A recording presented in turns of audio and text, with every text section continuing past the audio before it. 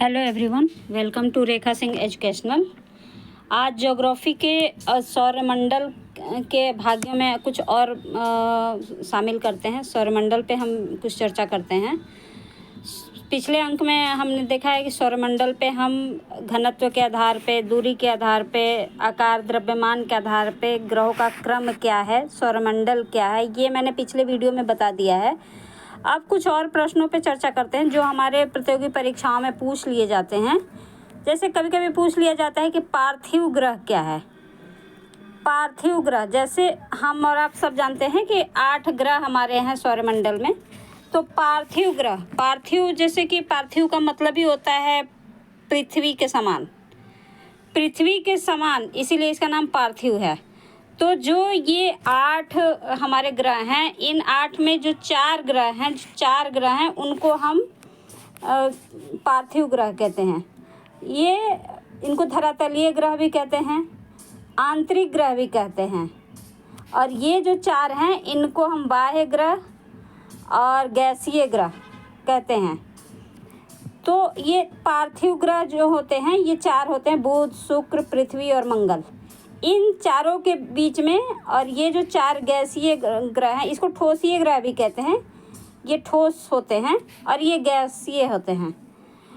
इन चारों के ये जो है हमारा मंगल और ये बृहस्पति के बीच में क्षुद्र ग्रह जो यहाँ पे होते हैं, क्षुद्र ग्रह की जो पेटी होती है, क्षुद्र ग्रह की पेटी होती है, इसलिए क्षुद्र ग्रह की पेटी के आधार पर ही इसे आंतरिक ग्रह और इसे बाह्य ग्रह हम कहते हैं। तो अब जैसे कि बाह्य ग्रह हैं और आंतरिक ग्रह हैं, इनका कलर कैसे है। कलर कभी कभी पूछ लिया जाता है कि रंग कैसा है।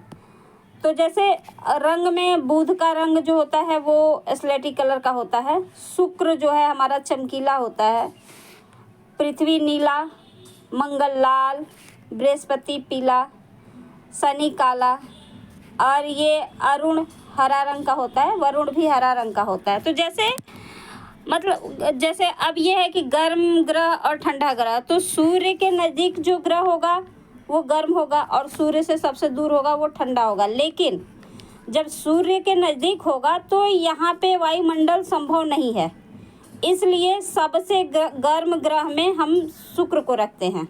सबसे गर्म ग्रह में हमारा शुक्र होता है।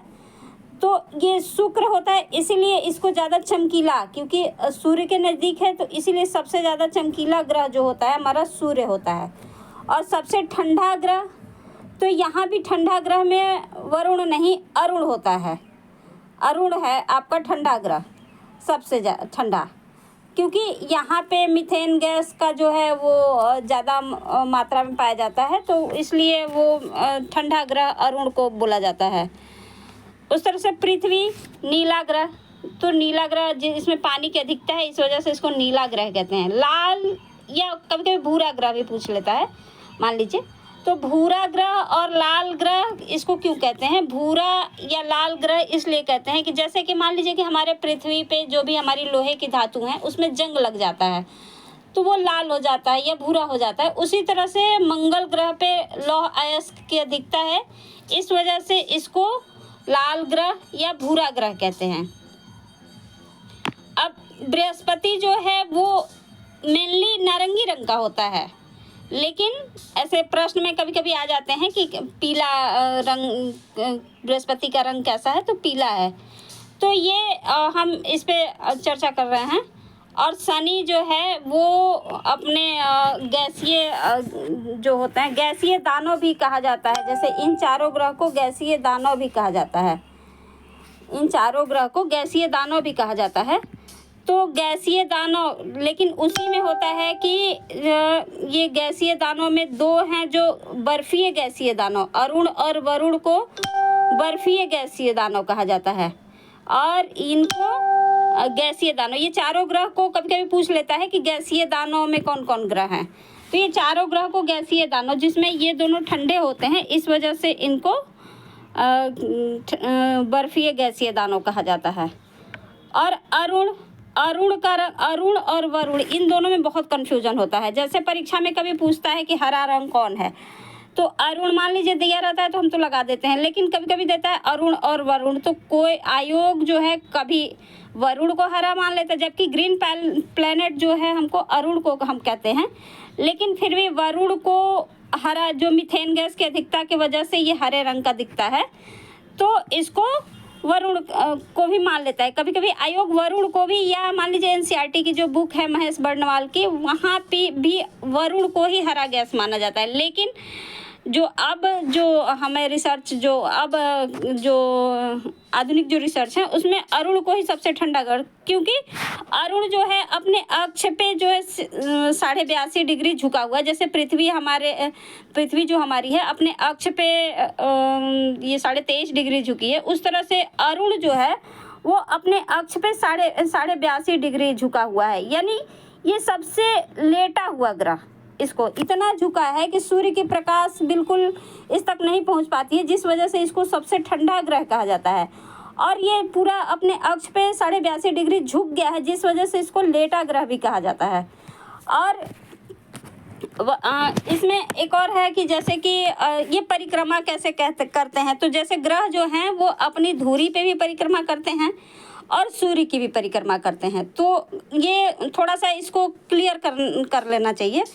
तो इन 8 ग्रह में जो शुक्र है और जो ये अरुण है, ये दोनों ग्रह, जैसे ये दोनों ही गर्म ठंडा भी हैं, ये दोनों परिक्रमा भी उल्टा करते हैं। सभी ग्रह जो हैं वो पश्चिम से पूर्व की तरफ करते हैं, और ये दोनों जो हैं पूरब से पश्चिम की तरफ सूर्य की परिक्रमा करते हैं। और अपने अक्ष पे पृथ्वी जो जैसे कि वामावर्त परिक्रमा करती है, लेकिन ये दोनों जो ग्रह हैं वो अपने अक्ष पे दक्षिणावर्त परिक्रमा करते हैं, जिस वजह से जैसे शुक्र, इन दोनों ग्रहों पे जो होता है कि पश्चिम में सूर्योदय होता है। एक प्रश्न ये भी पूछ लिया जाता है प्रतियोगी परीक्षाओं में कि पश्चिम में सूर्योदय किस ग्रह में होता है, तो शुक्र और अरुण ये दोनों ग्रह हैं जिसमें पश्चिम में सूर्योदय होता है, बाकी सारे ग्रहों में पूर्व में सूर्योदय होता है।